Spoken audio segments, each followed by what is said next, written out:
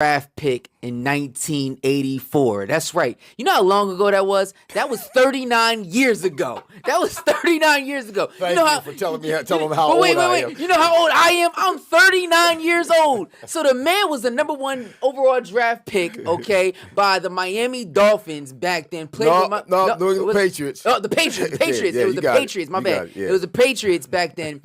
So I'm not sure who the quarterback was for the Patriots at that time. But the fact is that this man is sitting right here next to me. And not only that, I went to high school with his son as well, too. We played ball together. He actually coached the team as well. So listen, everybody, without further ado, I have the one, the only, Mr. Dr. Irving Fryar in the Unshakeable podcast. Let's go. Unshakeable. Nice to be here, man. Brother, thank you for doing this, man. I've been looking forward to this. Yes. I was a little bit intimidated. I watched you and listened to you, and you're all over the world. Yeah. And I'm like, look at Kenny. Yeah. He's killing it. Yeah. And I'm just impressed and honored to be here, brother. Thank you, brother. Thank yes, man. We about to shake it up.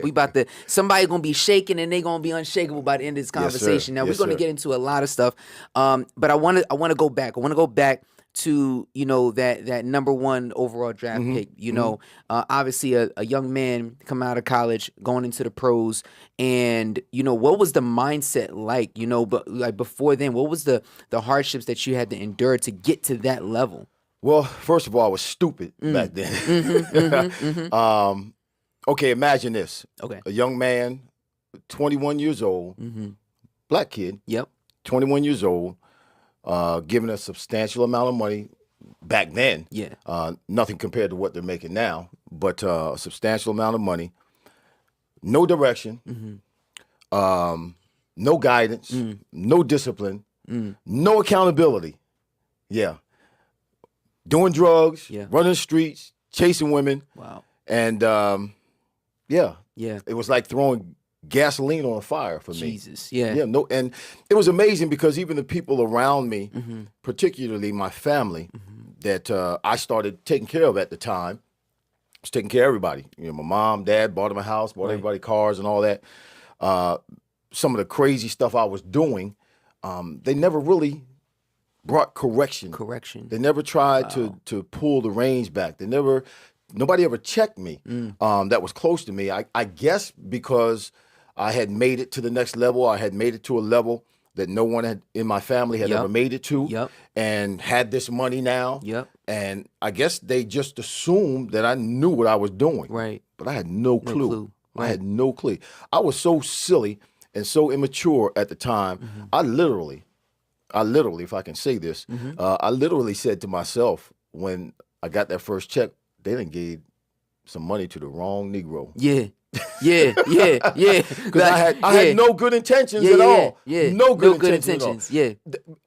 They didn't have some of the programs that they have now in terms of guiding you and educating you and preparing you for that kind of platform. Absolutely. And the responsibilities that come along with that kind of platform. It just didn't exist back then. You just were on your own. Get the money and go. And I had no one who had ever been there before. I had no friends. And then even the person that I semi-trusted. I can't mention his name because the whole scenario that took place, I signed a gag clause. I can't say anything. The one I trusted to help manage my money, he stole money from me. Wow. So it was it was a long period of time, Kenny, before I actually gained some knowledge and awareness of what I was all about. Absolutely. The responsibilities that came along with it. Yeah. And by then, a lot had been lost. Yep. Some damage had been done. Yep. Because I made some mistakes that I carried myself as that Irving Fryar who grew up in Mount Holly, New Jersey, unaware of the fact that there were people who were watching. I was on a platform that was influential, particularly to young people. And I just carried myself as that same old guy and did the same old things. Right. So you mentioned that, you started taking care of your family at, 21 years old. That's pretty young to be taking care of your whole family as well, right? Yeah. And many people do it to this day, and it didn't correct you, didn't say anything, could it have been because of, hey, we were all just in the gutter, you know what I'm saying? And we ain't trying to go back. Yeah. So if you were to speak to your 21-year-old self today, right, what would you have said to yourself back then? I would say something simple like this, and I didn't learn this. Here's an eye opener. Okay. What I'm getting ready to say, I didn't learn until after I retired. Wow. I was retired. I was in a forum that the NFL, at the time I was working with the NFL as a transitional coach, helping college athletes come into the pros, that transition, and helping former players transition into what they call the real world now, out of football.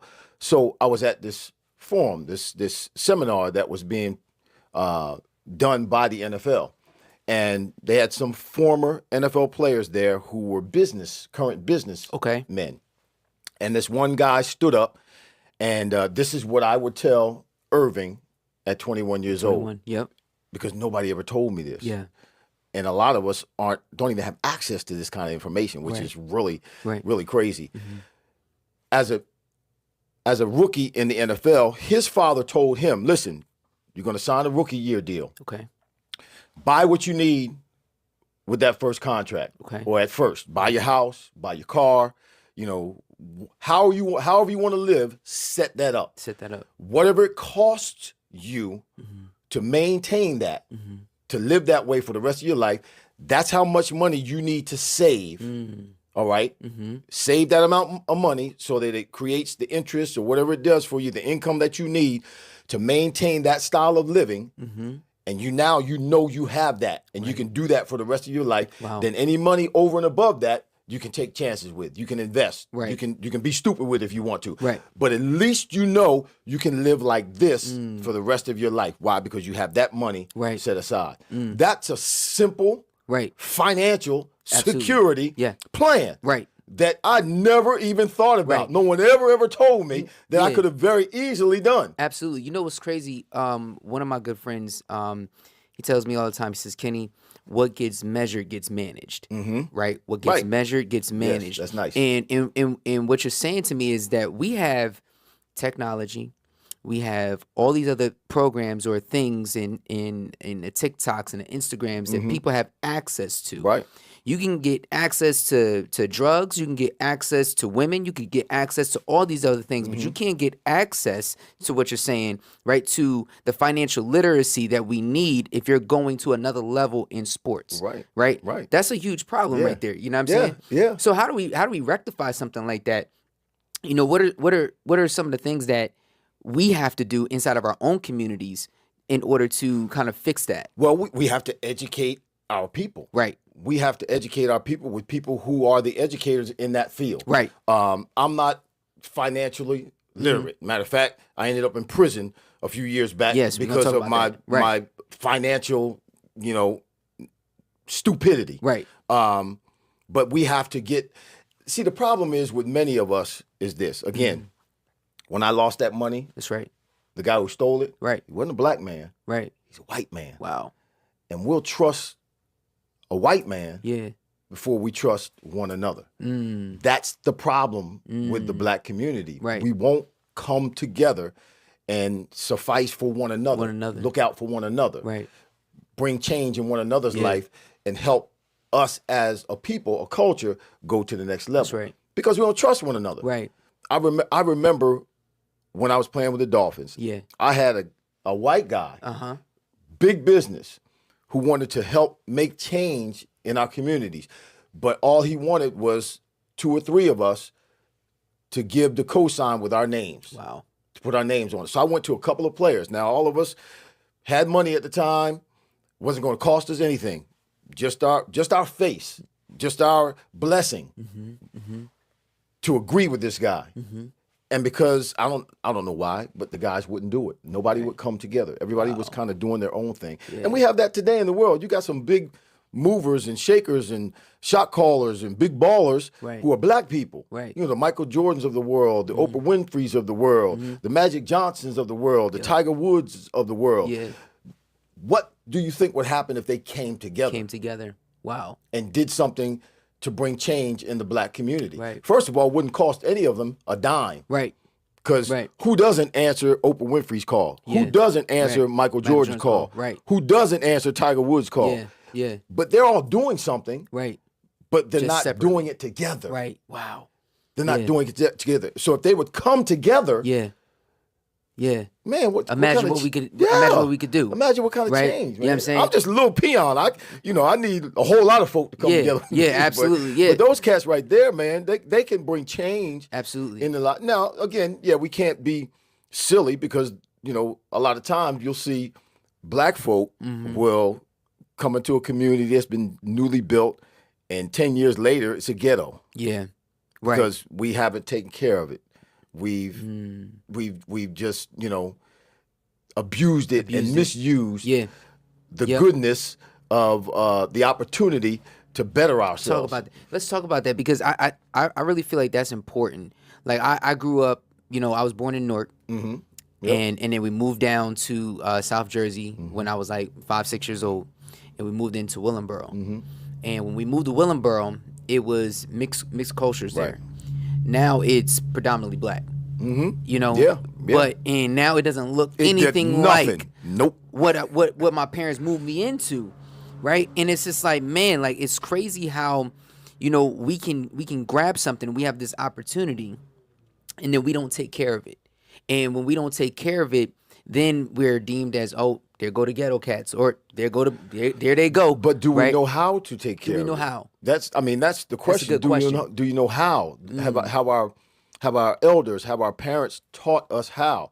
Did they know how? Right. For a long time, man, I got a little educated, I got a little older, right, and I realized, I got saved, got in the Bible, and I realized what family is supposed to be all about, what manhood, the model of manhood really is, and for a while there, I got mad at my father.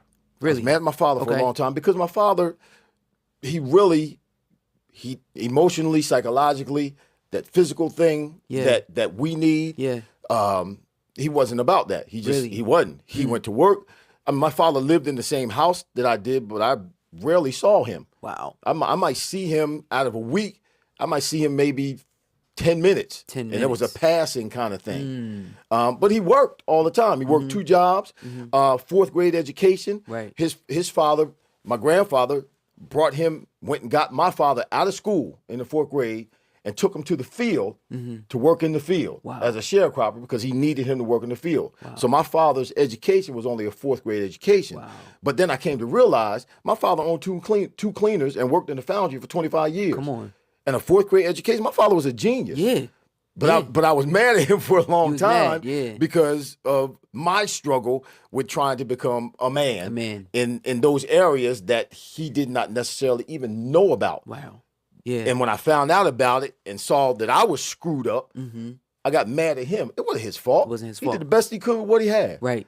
But again, is that passed on? How do we pass that on? When we become aware of certain things that will lift us as people and lift us as a culture, how do we pass that on? Right. And will you be receptive to that? Come on. We got a whole generation, y'all's generation. Yep. It's y'all. Y'all generation that, man, y'all don't want to hear nothing. Right. I don't even know how to communicate sometimes with my own kids. Right. Because it's almost like we're oil and water sometimes. Yeah.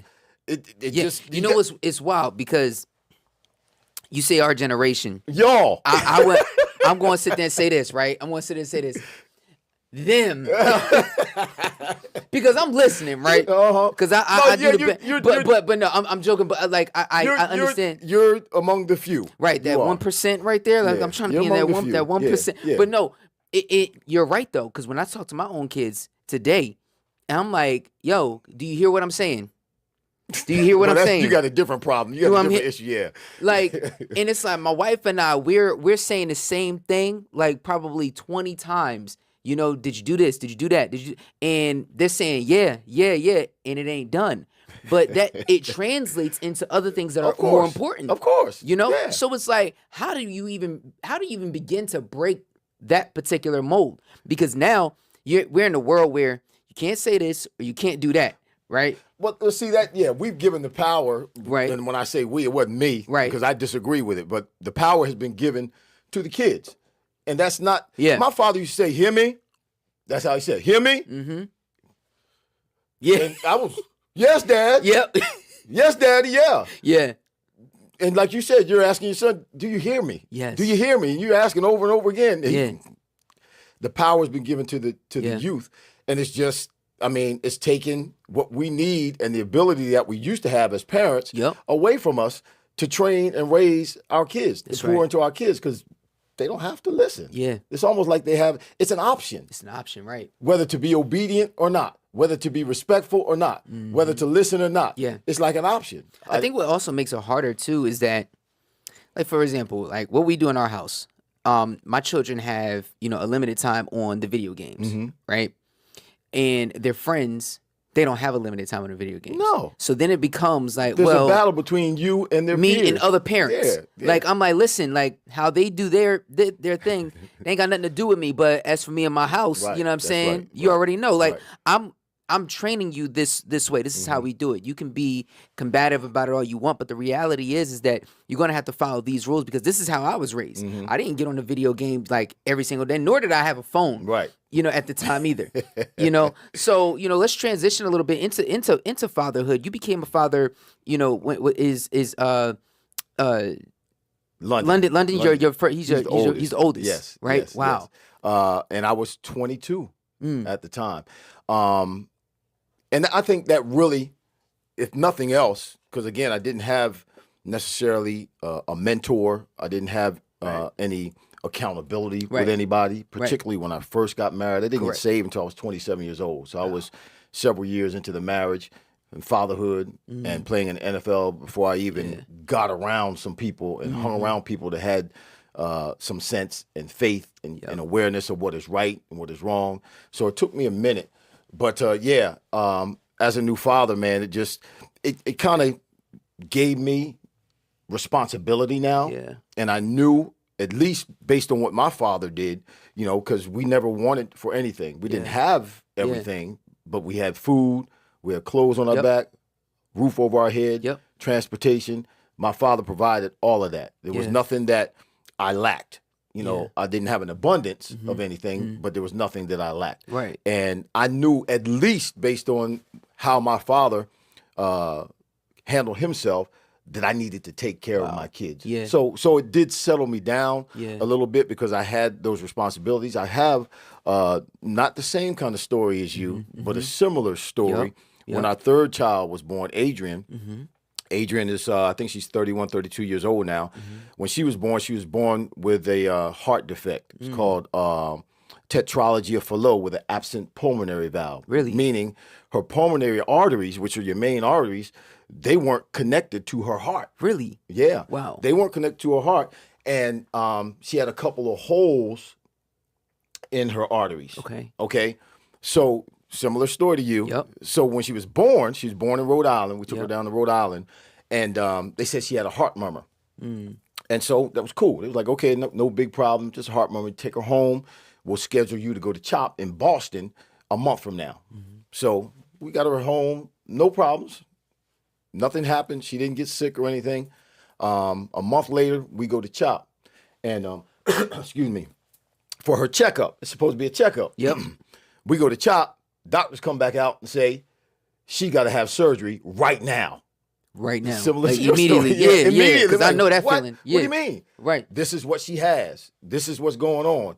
Dr. Aldo Castaneda, I'll never forget him. He comes in with a piece of paper. He starts drawing this. He said, this is what we got to do, and this is what we got to do, but don't worry about it. I can do that. This is what we got to do, and this is what we got to do. Ain't that good? But don't worry about it. I can do that. Ooh. Listen, it was crazy. Yeah. So they had her in the hospital, and we had to stay in the hospital next, I want to say 3 months every day. But before they could do the surgery, we found out, and this was by accident. It was my ex-wife, Adrian's mama. Yep. We were preparing ourselves for the surgery the next day. So I had gone back to the house to get what we needed to stay for the next few days or whatever, however long we needed to prepare for. And Jackie was changing Adrian's diaper, and there was blood in her stool. And she called the nurse and showed the nurse. So when they found the blood in the stool, which had never happened before, right. Come to find out, a piece of her bowel, because of her heart condition, had diminished and died. So prior to the operation, they had to go in and cut that piece of bowel out, and she had to have that bag on the outside for a month before they could do the surgery. Now, had they gone in and done the surgery without us discovering that in her bowel, she would have died. What? She would have died. That's crazy. So Adrian is she is a miracle. Yeah. She's one of the few at that time who lived with that kind of heart defect and made it to, when she got to 21, it was like she's in the books. She's in the books, right? She's had multiple heart surgeries where they cracked her sternum open because they connected the pulmonary artery. They patched up the holes. Over the years, they've had to increase those arteries, open them up, allow more blood flow with stents. But over the years, when they kept cracking her sternum open, it's common for kids to develop scoliosis. So she has scoliosis with a severe curve. When she was about, I think she had that surgery when she was about maybe 11. No, she's 12, 13 years old when she had that surgery. And they said they were only going to be able to straighten it out to a certain degree, that it would be, she would still have, she had a significant curve, and you could see it just looking at her. But man, they were able to straighten it out to almost normal. Yeah. Wow. She has less of a curve than most people in the world. Ain't that something? Yeah. Ain't God something? Yeah, she's a blessed baby. Wow. And then come to find out, this is a blessing. Yeah. We're here in Jersey. Deborah Hospital, the heart hospital in Browns Mills, has a connection with the NFL. So because of their connection with the NFL, she gets free treatment. She gets free. Come on now. Life. Won't he do it? Yes, he will. Won't he do it? Come on now. He will. Yes, Come on now, man. I need some sound effects over here, man. I'm like, you're blessed. Oh, I'll take you a step further than that. When we finally moved back here, I can't remember the doctor's name, but I know Aldo Castaneda was the head guy. And when we were chopped in Boston's CHOP was the #1 children's hospital in the country, in the world at that time. Right. There was a doctor, I can't remember his name, but he assisted Aldo Castaneda. Aldo Castaneda retired maybe a couple of years after he did the surgery on Adrian. Okay. So at that time, we're in Boston. I end up going to Miami. I'm playing for Miami. Then I come back here to Philly. So now we're in this area. Right. We're not in Miami anymore. We're in this area. Right. Anytime she needed checkups, we go to Boston. Now we go to CHOP over in Philadelphia. Right. The doctor who assisted Aldo Castaneda is the head physician at now. CHOP. Come on now. So come on, man. He knew her whole case. Had the whole plan. The roadmap is right I'm there. like, girl, you blessed. Wow. You blessed. You mentioned at 27 you got saved, right? Was it like, what was life like before you got saved? Like, what was the breaking point where you said, you know what, I have to do this? Like Adrian. It was Adrian. It was Adrian. When Adrian was born. And, the Lord had been, I was raised in the church. Right. So, we go out, I rebelled because that's all I did was church until I got, old enough to go to college, graduated from high school, went to college. So now I'm not going to church. Right. Because that's all we did. I'm free. I don't have to police myself. I'm going out and doing my thing. But the whole time, the Holy Spirit train up a child in the way he should go, and when he's old, he will not depart. Yeah. The whole time, the Holy Spirit's tugging on me. I can remember times, man, being high, freebasing. Wow. And telling the people that I was with, freebasing, I'm not supposed to be doing this. Just messing up everybody's high. I'm not supposed to be doing this. Wow. I'm supposed to be preaching. Yeah. Telling people while I was high. Wow. The Holy Spirit tugging at me. Come on. While I was high. Now, people might say, no, you was high. No, it was the Holy Spirit tugging at me while I was high. Wow. Messing up my high, messing man. It up. Messing it all up. He messed up my high. Messing it all up. So Adrian, when she was born, I fell on my knees because at that time I wasn't a person necessarily of faith. So I didn't know what was going to happen. I like, my child is going to die. Yeah. And it's my fault. Yeah, it's your fault, right? Because I'm a heathen. Wow. I'm a sinner. Wow. I'm just crazy. Wow. And I said, Lord, if you save her, I won't turn back. Come on. I'll commit to you, and I won't turn back. And that's what happened. Wow. That's what happened. That's beautiful. Yeah. It reminds me a little bit of the story of Hezekiah in a sense, right? King Hezekiah, he had to get his house in order, right? His sons was tripping. Yeah. But, he had to get his house in order. But he turned to that wall and he said, God, the dead can't praise you. And that reminds me a little bit of like, hey, you got this issue going on, like drop to your knees now and give yourself up. So for anyone that's out there, like, listen, you can only run from God for so long until he's ready to say, okay, enough is enough, because we're on the timeline here, and you're going to do what it is that I'm calling you to do, right? And you're calling to go out and preach the gospel. And not only that, but, be who you are. Like, although all those things are great, you went down, another road with, the situation that you had going into prison, right? And, tell us a little bit about, how that transpired. You said that earlier, the financial literacy and things of that nature, got you in trouble. So, like, take us through that, and what was the mindset that you had going in? Like, you got to do this time now. So it's like, yo, hold up. You go from. Hold up. Let me set this up. So you go from #1 overall draft pick, right? Yeah. Playing in the NFL. What we do? 17 years in the league. 17 years in the league. Houses, cars, church, all of that, right? Preaching. Yeah, man. And then we go down into where now you got to go into prison. Now we was just at the peak. Now we got to go down into the valley. I'm the best and the worst of the NFL. Talk about it. The best. I'm the dream and the nightmare. Come on. In terms of the NFL. Yeah. The dream. Okay, I'm drafted #1 pick. Been to a Super Bowl. Right. Pro Bowls. Played 17 years. Honors and things like that. And then the one who ends up in prison with nothing. Nothing. That's the dream and the nightmare. Wow.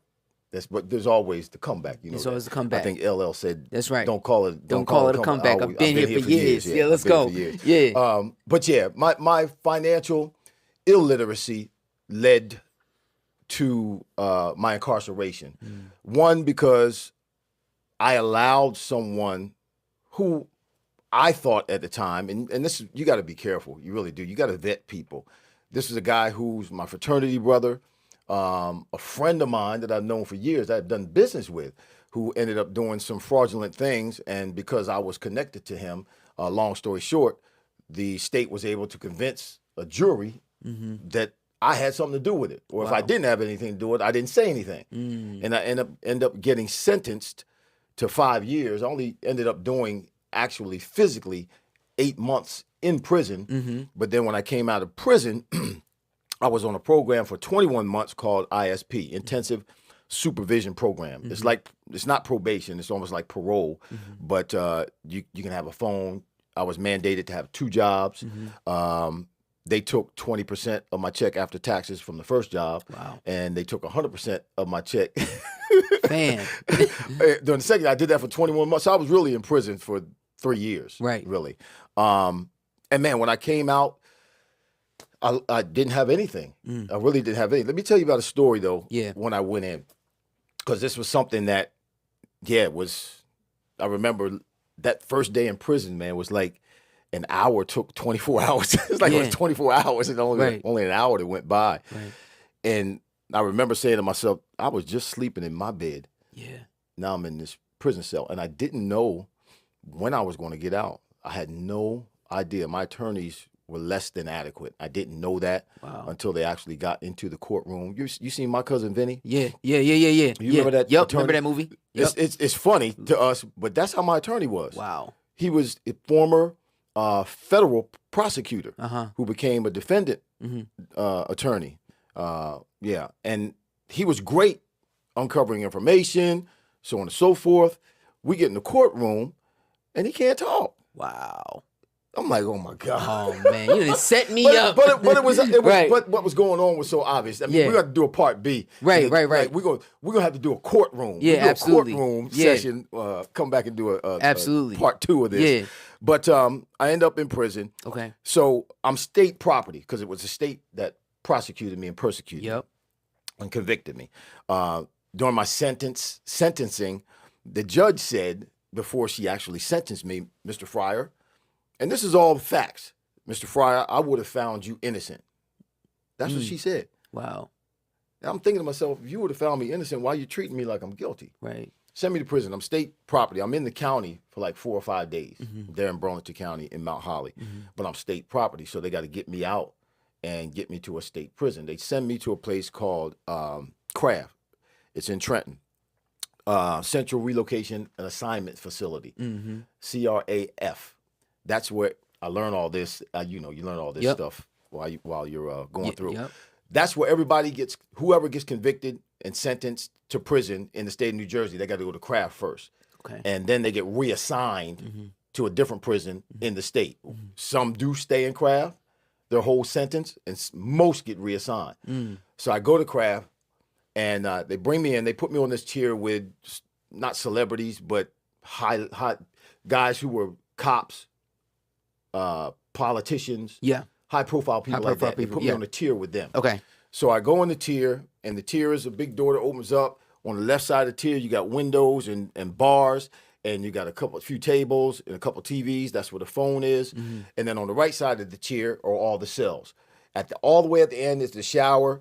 There's like 18 cells. Wow. I'm in the last cell. The last one. I'm carrying my stuff, and I'm going by. I got to walk through everybody. Man.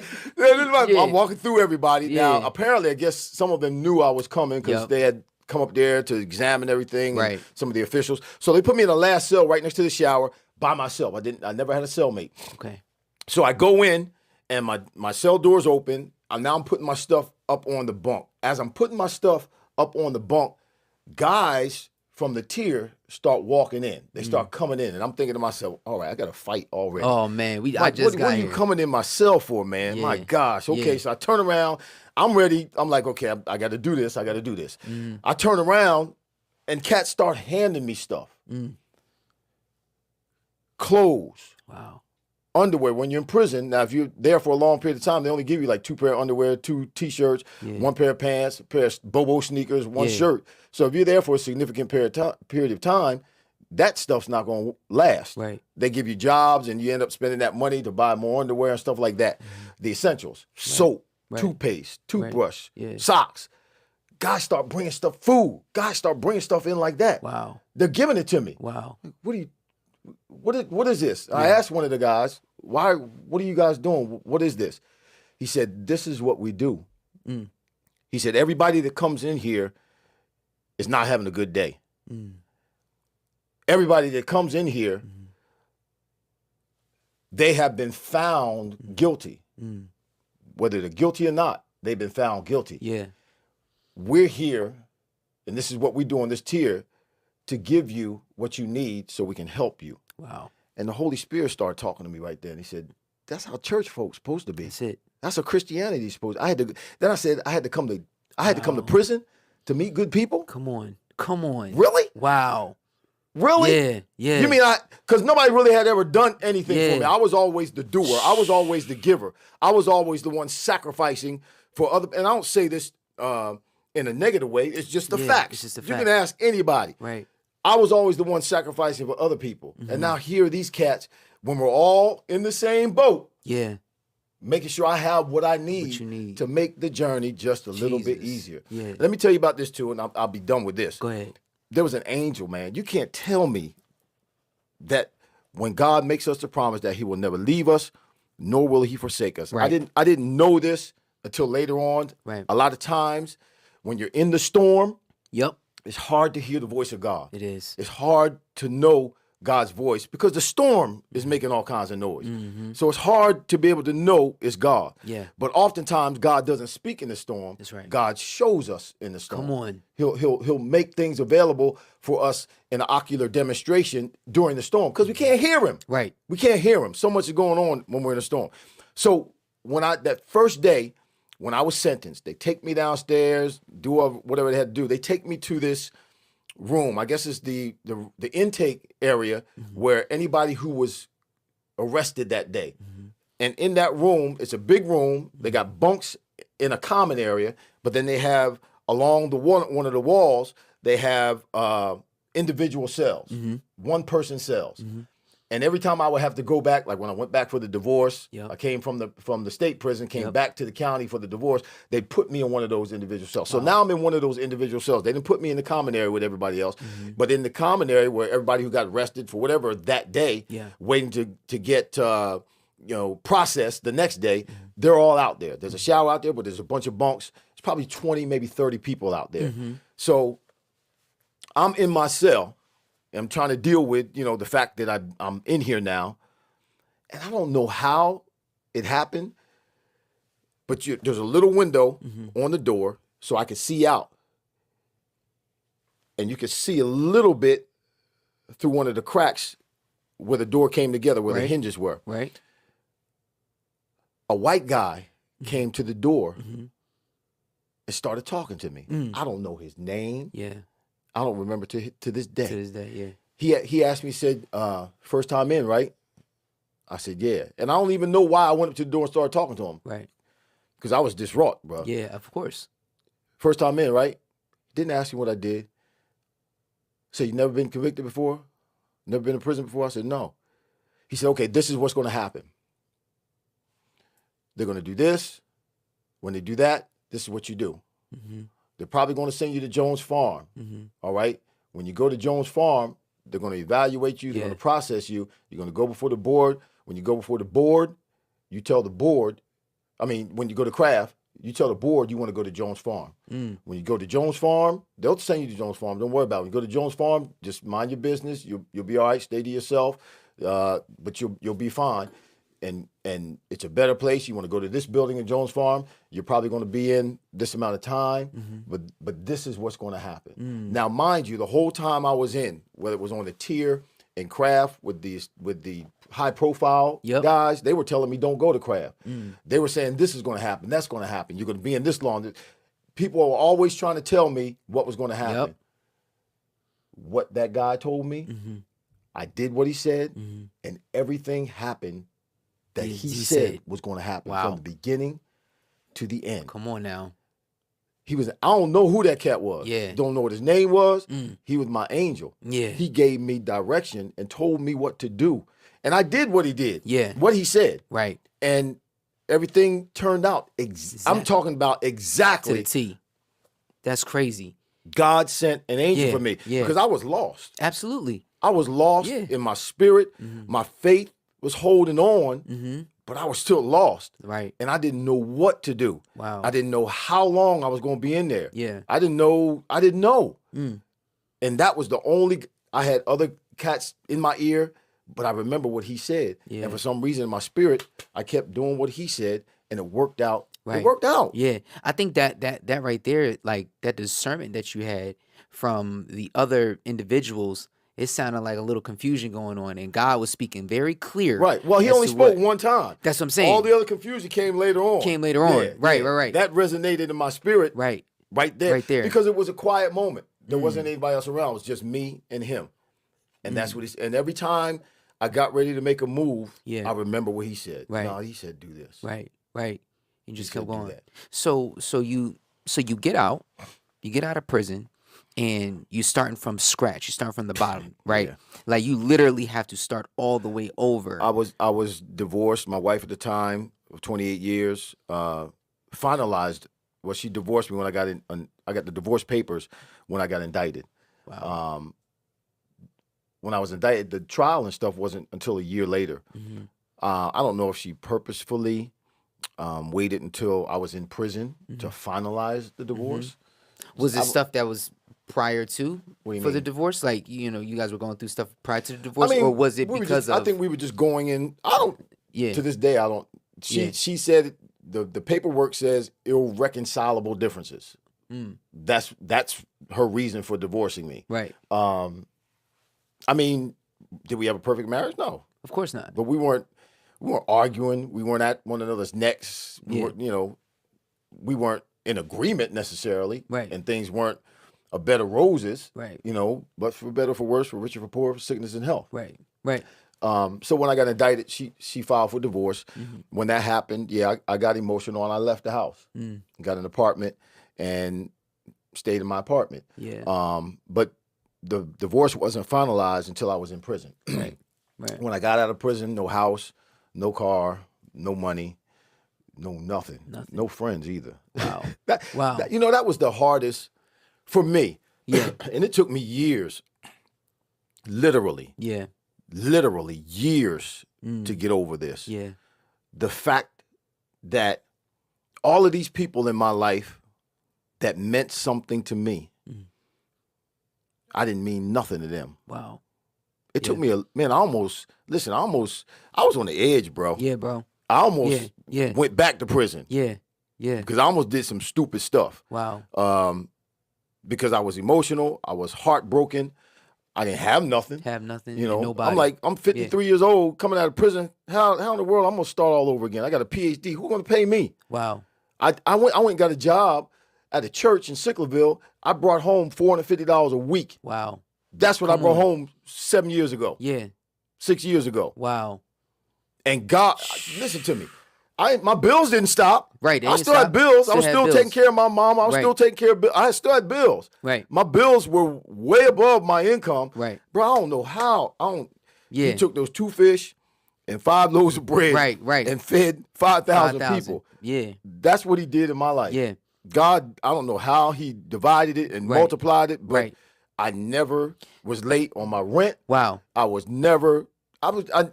So to the message to somebody that's having to start over right now, you know, where you started from nothing, $450 a week. Literally nothing. People think that I'm joking when I say nothing. Right. No, literally nothing. Yeah. You know, I had some pension coming in. Right. But my former wife got half of that. Right. So what I got didn't even pay my rent. Didn't even pay the rent. Yeah. I gotta eat. Right. I gotta have transportation. Yeah. I gotta have clothes. You got other stuff, you know what I'm saying? Yeah. So what's the message to those people that right now that are scratching the corner? Because let me tell you something. My DM sometimes is filled up with people that saying, Kenny, how do I do this and how do I do that? And this and the third. I'm like, listen, I got 5 kids. I got my own issues. You know what I'm saying? I got 5 kids. And I get it and I understand. But what I don't want you to do is to live for my Instagram posts. I don't want you to live for my YouTube videos and stuff. I want you to take the knowledge that we're projecting and start applying it, right? So I get flooded with people all the time that's asking me or whatever for stuff, and I don't mind. But maybe if it comes from someone else or whatever right now, you know what I'm saying? Like, what do you do? Because now, I got the proof in the pudding and everything is right here. So there's no excuse. When you watch this video, I don't want to hear nothing. Don't be in the DMs. Don't excommunicate the people. Don't do that. I'm telling you right now. I'm being very stern right now because I love y'all. This is all tough love. But go ahead, Irv. But I think the number one thing is you can't quit. You can't quit. You can't give up. You have to maintain your faith in who you are. Bet on yourself. Yeah. God has given us, all of us are very special, never to be repeated miracles of human personality. Come on. Very special, never to be repeated miracles of human personality. And God has endowed in each and every one of us and invested in each and every one of us a gift or talent that we can use to make a living for ourselves and those around us. Right. But what you cannot do, first of all, you can't end up trying to be like somebody else. That's right. You got to be you.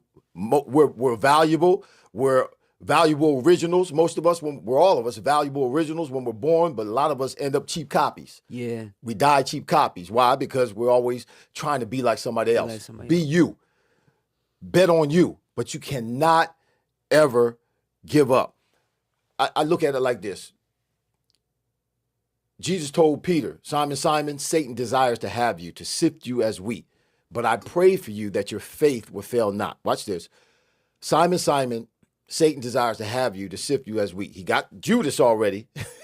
Looks like he's getting ready to get you. He's trying to sift you as wheat, separate you from God, separate you from your support system, separate you, isolate you like wheat gets separated from the chaff. But I pray for you, not that you wouldn't fail, but that when you do fail, your faith doesn't fail. Mm-hmm. So we're all going to make mistakes. Yeah. We're all going to end up in bad situations. We're all going to end up in circumstances that don't look good, don't feel good, and are going to be tough. But that's when you got to keep we're all going to fail. We're all going to fall. We're all going to go down. We're all going to have challenges. But you cannot give up. You have to keep the faith. And that's the only thing. Mm-hmm.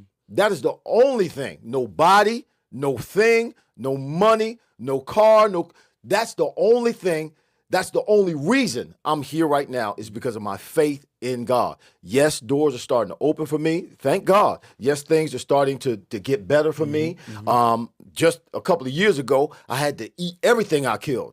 Everything I killed. Sometimes I ain't have nothing to eat. Right. But now things are starting to open up a little bit. That's right. But it's been 7 years. 7 years. Wow. It's been a 7-year battle, a 7-year fight. And it's not even just that fight of faith against the obstacles that come against us in the evil realm, Right. in the spirit realm, but it's been a fight against myself. That's right. That's right. And that's the thing. Trying to make sure I don't, live based on the applause Right. and of the people. Yeah. Because if you live based on the applause of the people, you're going to die on the criticism of the people. Come on now. So I've had to change myself completely. Yeah. And stop, get over people. Yeah, absolutely. Including myself. Two things come to mind real quick, and then and I know we're short in time here, but we got to do part two. Yeah, we got to do a part two, definitely. Right? We ain't covered nothing today. Yeah, exactly. Because I got to bring them back. Matt in the back. We got to make it. We're gonna make it happen again. All right, we're gonna make it happen again because we got to get this out. I come back next Friday. Yes. So two things come to mind. John Maxwell is one of the dopest teachers that I've had the privilege of learning from. And he says two things. He says the number one, the toughest person to lead always in life is yourself. And that resonates so much with what you're saying. Right. Because you're going to fight yourself on so many different levels all the time, right?